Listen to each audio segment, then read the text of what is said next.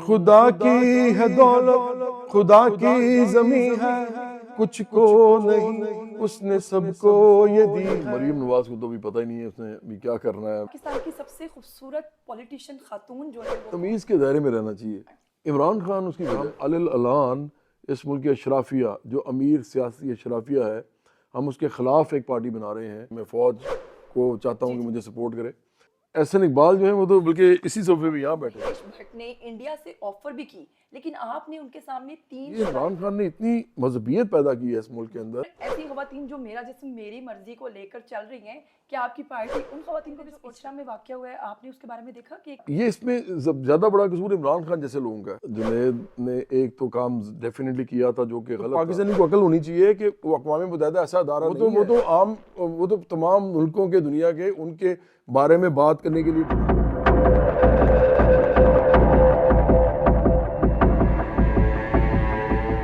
आपको जो सीएम है मरियम नवाज या मोहसिन नकवी, इन दोनों में से बेहतर कारकर्दगी किसकी लगी? देखिए मरियम नवाज को तो भी पता ही नहीं है उसने भी क्या करना है। आपको पता अभी इमेज मेकिंग मरियम नवाज की चल रही है, और वो जो है एक औरत है, इस लिहाज से मैं उनको ठीक है, मैं उम्मीद करता हूँ कि कुछ अच्छा कर सकें, औरतों के लिए फ़ायदा होगा इस मुल्क के अंदर, उनको पावर मिली है। लेकिन मोहसिन नकवी जो है वो एक्सपीरियंस आदमी थे बड़े, और आइडियोलॉजिकली भी वो ख़ास जगह पे खड़े हैं, चाहे मैं उनकी आइडियोलॉजी से इत्तेफाक करूँ या इख्तलाफ करूँ। तो मेरा ख्याल है कि वो काफ़ी उनकी ग्रिप थी जो भी उन्होंने किया है। कुछ लोग उनके ख़िलाफ़ भी होंगे, ज़ाहिर बात है, पीटीआई वाले और भी लोग, लेकिन उन्होंने जो इतना अर्सा जो कुछ किया है, जिस तरीके से चलाया है सेटअप, जो भी इंटरिम सेटअप था, मेरा ख्याल है वो काफ़ी ठीक था।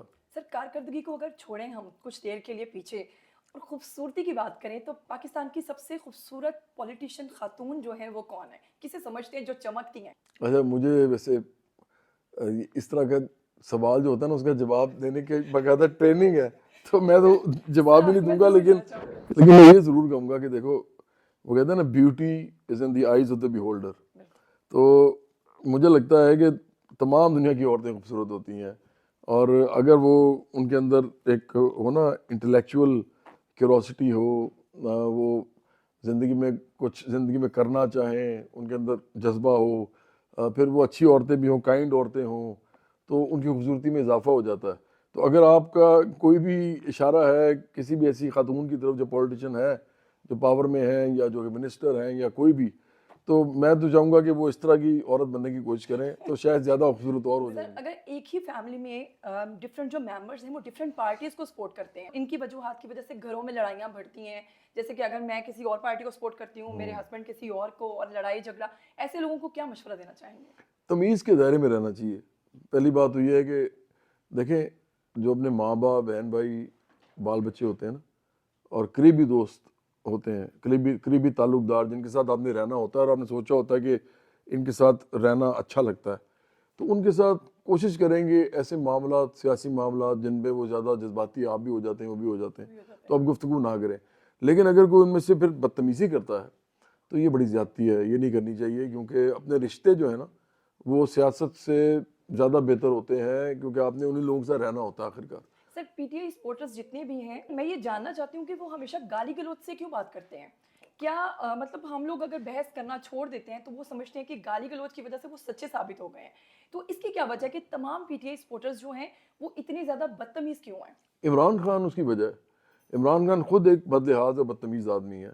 इमरान खान अपनी ज़ाती ज़िंदगी में आमतौर पे गालियाँ वालियाँ निकालता है, और उन गालियों में यही चीज़ें होती हैं, ये जो जिनसी अल्फाज भी होते हैं, औरतों के बारे में बातचीत करता है इस तरह की उल्टी सीधी किस्म की। फिर वो ये जो है जानवर शानवर भी लोगों को बोल देता है, जो गाली उसकी भी होती है। तो यही गालियाँ होती हैं। मैं तो देखें, कभी भी सख्त अल्फाज को गाली नहीं कहता। जब भी पीटीआई के लोग मेरे टाइमलाइन पे आके फेसबुक पे या ट्विटर पे कहते हैं ना कि मैं इमरान खान को गाली निकालता हूँ, ये सबसे बड़ा झूठ है।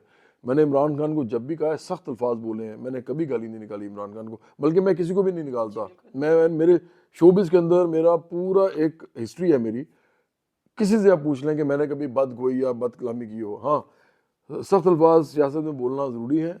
आप जो कह रही हैं ना कि इस वक्त जो गालम गलोच जो की जा रही है और जो लोग करते हैं, ये इमरान खान के इमेज पे पीटीआई बनी है, और पीटीआई के अंदर बदकिस्मती से जो लोग हैं अब उसी को चूंकि देखते हैं लीडर के बिल्कुल तौर ऐसे ही पे, है। तो उनके अंदर भी वो सर चीज़ें आ आपने गई। किसानों के बारे में एक गाना बनाया था जो कि बहुत ज़्यादा हिट गया आपका, इवन हम्म, इंडिया में भी वो गाना जो है बहुत ज़्यादा चलाया गया। हम्म। तो आपने इस किस्म का दोबारा कोई गाना क्यों नहीं बनाया? मैं बनाता रहता हूँ, लेकिन अब कुछ अरसे से नहीं बनाया हुआ। आपने भी आज ये पॉइंट आउट किया, मैं बनाऊंगा इंशाल्लाह दोबारा। मैंने मज़दूरों किसानों पे बहुत से गाने बनाए हैं, मेहनत कशों के ऊपर। और क्योंकि हमारी पार्टी ही जो है वो मिडिल क्लास की, मेहनत कशों की और नौजवानों की पार्टी है, और हम अलिल अलान इस मुल्क के अशराफिया, जो अमीर सियासी अशराफिया है, हम उसके ख़िलाफ़ एक पार्टी बना रहे हैं।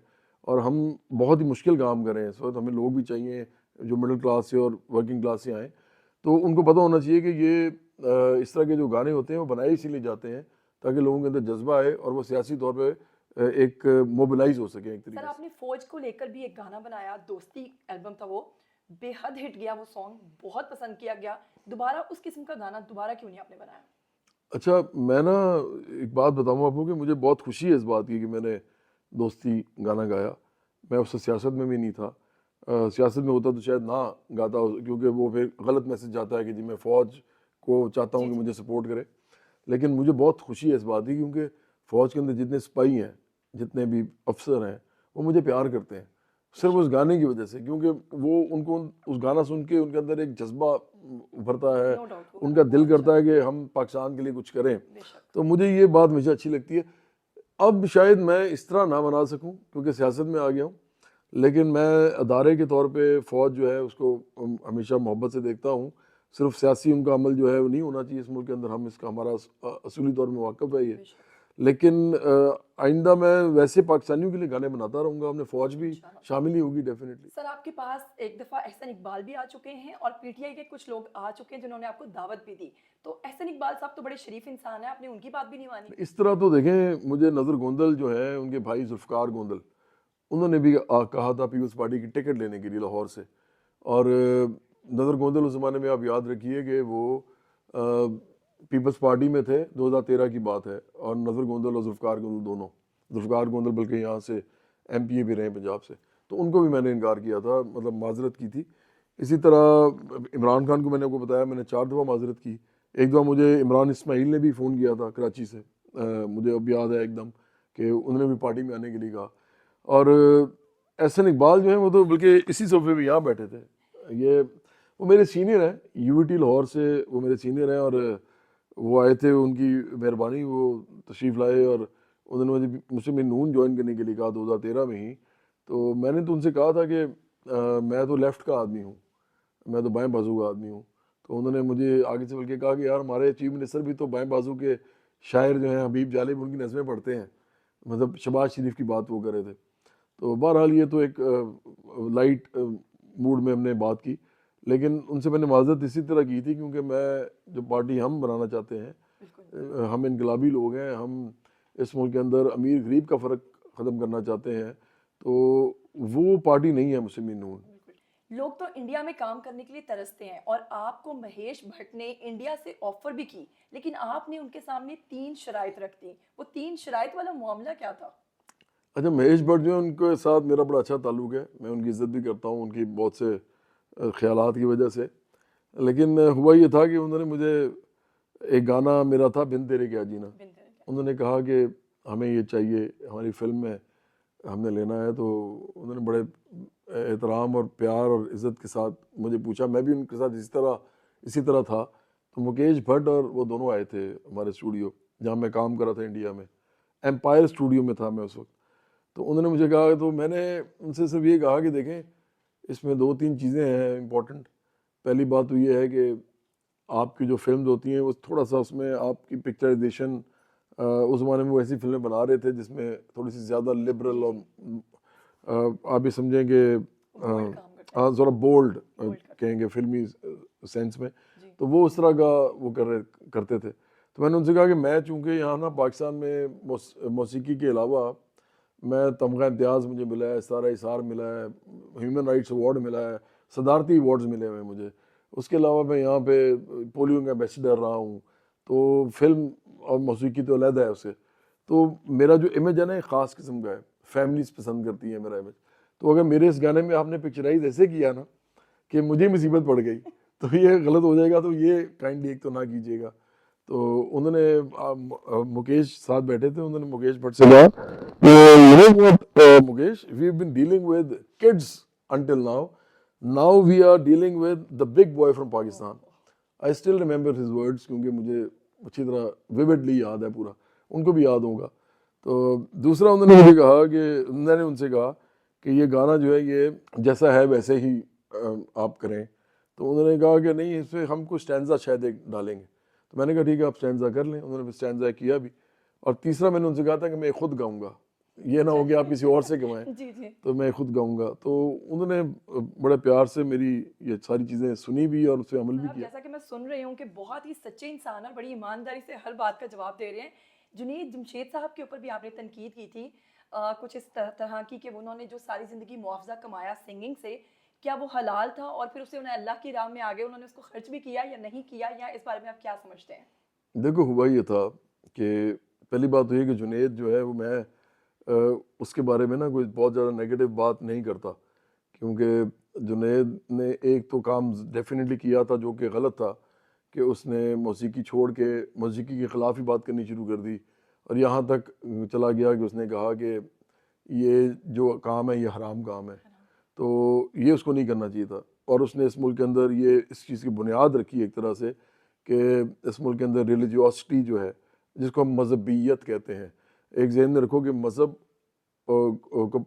मज़हब पैरा पे कारबंद होना और मजहबियत के ऊपर कारबंद होना, इन दोनों में फ़र्क है। मज़हब पे कारबंद होने वाला आदमी और ये औरत बड़े खूबसूरती के साथ खुदा के साथ एक ताल्लुक़ कायम करते हैं। मजहबियत का मतलब होता है कि आप मज़हब को लोगों की ज़िंदगियों के अंदर उसका दखल अंदाजी करना शुरू कर देते हैं उसके थ्रू, और आप कहते हैं ये सही है गलत है, ख़बरदार जो ही किया, ख़बरदार जो ही नहीं किया, आप उनकी ज़िंदगी में घुस जाते हैं।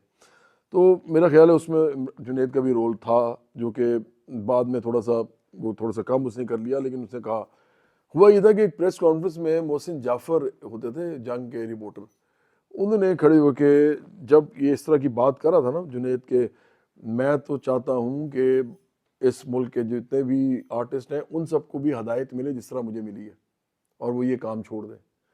तो उन्होंने खड़े होकर फिर पूछा, उन्होंने प्रेस कॉन्फ्रेंस में पूछा कि देखें, आप ये सारी बातें कर रहे हैं ऐसी, चलें आपका अपना एक पॉइंट ऑफ व्यू है, लेकिन क्या वो जो आपने सारा पैसा कमाया है इतना अरसा म्यूज़िक से, घर बनाए हैं, पता नहीं क्या क्या किया है, बिजनेस भी कर रहे हैं, तो क्या आप वो पैसा वापस करेंगे? क्योंकि आपके आपके कहने के मुताबिक तो ये हराम काम है, तो ये पैसा वापस करेंगे? तो जुनैद को काफ़ी ज़्यादा गुस्सा चढ़ा, उनका चेहरा भी लाल हो गया।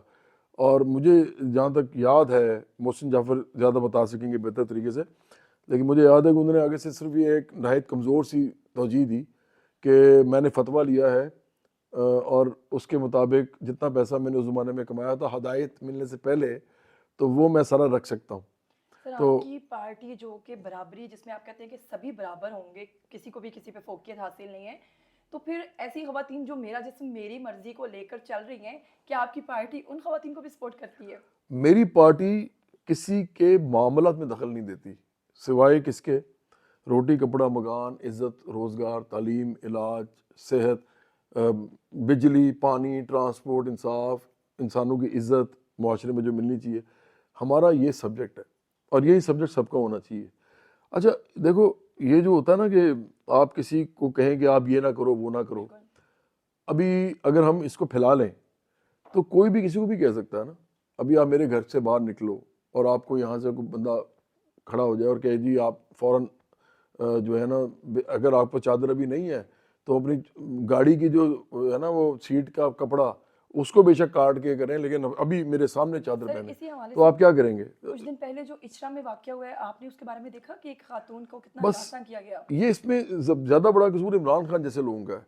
और देखें, लोग मुझे कहते हैं कि जी इसमें मजहबी जमातें जो हैं वही कर रही हैं, मजहबी सियासी जमातें, मजहबी सियासी जमातें पहले से हैं। जी। हमारा उनसे इख्तलाफ हो सकता है इस पे कि आप मज़हब यूज़ करके आप सियासत ना करें, लेकिन बहरहाल वो लोग जिस तरह की भी हैं ना, उनके अंदर मुनाफ़क़त कम होती है, होती होगी उनके अंदर भी, मुझे नहीं मालूम, कहीं ना कहीं तो होती ही होगी, लेकिन कम होती है, दोगलापन भी कम होता है, क्योंकि वो जैसे होते हैं वैसे ही होते हैं।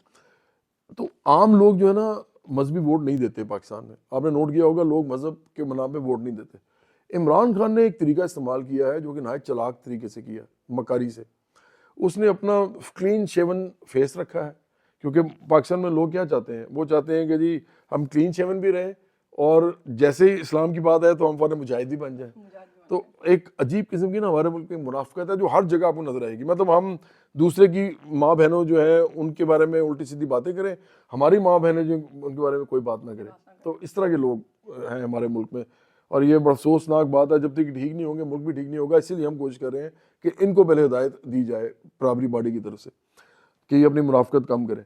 तो ये जो वाक़या हुआ है ना, ये इमरान खान ने इतनी मजहबियत पैदा की है इस मुल्क के अंदर, एक बड़ा इमेज बन गए कि उसने जब आप मज़हब की बात शुरू करते हैं ना, अब फ़र्ज़ करें दीवार पे लिखा हुआ है मज़हब, अब एक मैं पढ़ रहा हूँ, आप पढ़ रही हैं, दो चार लोग और भी पढ़ रहे हैं, हर इंसान उस लफ्ज़ को, जो मज़हब लफ्ज़ लिखा हुआ है ना, और आप उसको प्रोजेक्ट कर रहे हैं, सब दीवारों में लिखा हुआ है, आप जहाँ देखते हैं वही नजर आता है। आपको रोटी कपड़ा मकान लिखा नहीं नजर आता, आपको नजर आता है मज़हब। तो अब होता क्या है कि जो इंसान देख रहा होता है ना, जिस तरह की ट्रेनिंग होती है ना, जिस तरह की किताबें उसने मज़हब पढ़ी होती हैं, जिस तरह के उसका माहौल होता है घर का, जिस तरह के उसके माँ बाप फ़लसफ़ा मानते हैं, क्या वो गांधी साहब वाला मानते हैं, गुलाम अहमद परवेज़ का मानते हैं, या वो मौलाना मौदूदी का मानते हैं, मौलाना वहीदुद्दीन खान का मानते हैं, इस्लाई साहब का मानते हैं, जो डिफरेंट डिफरेंट आपके उलमा हैं, या वो तालिबान वाला मानते हैं। तो ये उन लोगों का अपना एक माइंड सेट है। जब वो मज़हब का लफ्ज़ देखेंगे ना, तो उनके जहन में अपना वाला मज़हब आएगा जो उनका तासुर है। तो होगा क्या, सोसाइटी में तकसीम शुरू हो जाएगी, उससे एक लफ्ज़ की वजह से तकसीम हो जाएगी ना। आप जब एक लफ्ज़ के ऊपर लोगों को बार बार इश्ताल दिला रहे हैं, बार बार ध्यान दिलवा रहे हैं, तो आखिरकार क्या होगा। तो इमरान खान ने ये जो किया है ना, ये इसने इतना ज़्यादती के साथ किया है कि ज़ियाउल हक के बाद ये दूसरा आदमी है जिससे इस मुल्क के अंदर लोगों को अपने असल इशू से हटा के तकरीरें कर रहा है जाके अक़वाम मुत्तहिदा में। अक़वाम मुत्तहिदा में अगर आपने इस्लाम पे तकरीर कर दी है तो पाकिस्तानी को अकल होनी चाहिए कि वो अक़वाम मुत्तहिदा ऐसा अदारा नहीं है कि जहाँ पे आप ये करें, क्योंकि कल फिर वो जो चीनी है वो आगे बुद्ध मत पे तकरीर करेगा, वो जो मोदी है वो आगे हिंदू मत पे करेगा, फिर वहाँ से वो जो इसराइल का वो है नेतन्याहू, वो आके यहूदियत पे करेगा। तो क्या होगा, अक़वाम मुत्तहिदा में भी लड़ाई पड़ जाएगी मज़हब की। वो तो तमाम मुल्कों के दुनिया के उनके बारे में बात करने के लिए बना है, उनकी तमाम मुल्कों की खारजा पॉलिसी को देखने के लिए, उनके इंटरनल जो हालात हैं उनको देखने के लिए, लोगों को फ़ायदा पहुँचाने के लिए, जहाँ पे कोई अनरेस्ट हो रहा है, कोई वॉर हो रही है, कोई फैमिन आ गया है, वो उसके लिए बना है, बड़े बड़े इश्यूज़ को रिजॉल्व करने के लिए। वहाँ पे आप अपना मज़हब लेके जाएंगे तो सबका अपना अपना है फिर। तो इसने वो जाके कर दी। अब लोग जो हैं वो इस बात पे कह रहे हैं कि देखें जी क्या कर दिया। भाई उसकी अपनी असल ज़िंदगी देखो, उसकी जो बेटी है वो उसको अपनी बेटी नहीं मानता, बिल्कुल ऐसे ही है। आज तक नहीं माना उसने। उसकी पुरानी बीवी वो पाल रही है, वो जो जमायमा है। इसके अपने जो दोनों बेटे हैं वो पूरी उस तरह सेकुलर तरीके से रहते हैं, लिबरल तरीके से, जिस तरह इंग्लैंड में सारे रहते हैं, और वो सब कुछ वो करते हैं जो इंग्लैंड में सब लोग करते हैं। तो इमरान खान उनको तो सुधार नहीं सका, यहाँ आके हमें तकरीरें कर करके दिखा रहा है, जबकि ज़रूरत ही नहीं है। लोग यहाँ पे देखो, मैं आखिरी आपको बात बताऊँ, पाकिस्तान में लोगों को मज़हब की ज़रूरत नहीं है, क्योंकि मज़हब पहले से उनके पास है। पाकिस्तान में जिन चीज़ों की लोगों को ज़रूरत है वो वही हैं जो उनके पास नहीं है। और वो क्या नहीं है, अच्छी तालीम नहीं है, अच्छा इलाज नहीं है, अच्छे रोज़गार नहीं है, तरक्की खुशहाली नहीं है। इसके ऊपर बात करें, इस पे बात करने पर इनके पर जलते हैं।